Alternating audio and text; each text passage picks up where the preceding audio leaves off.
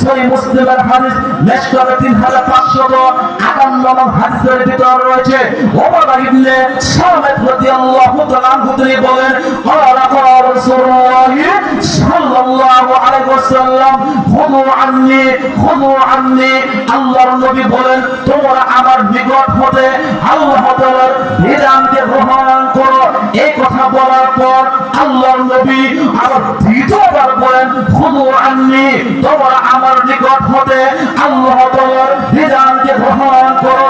দুইবার বলার পর আল বিকরু বিল বিকরি জালদু মিয়াতিন ওয়া তাগরিবু আমিন আল্লাহর নবী বলেন যদি কোনো ব্যক্তি অবিবাহিত অবস্থায় ব্যভিচার লিপ্ত হয় তাদেরকে 100টি বেত্রাঘাত করতে হবে এবং কি 1 বছরের জন্য এলাকা থেকে তাড়িয়ে দিতে হবে। তারপর তিনি বলেন জালদু মিয়াতির রজম যদি কোনো ব্যক্তি বিবাহিত করার পর ব্যভিচার লিপ্ত হয় তাহলে তাদেরকে রজম করতে হবে।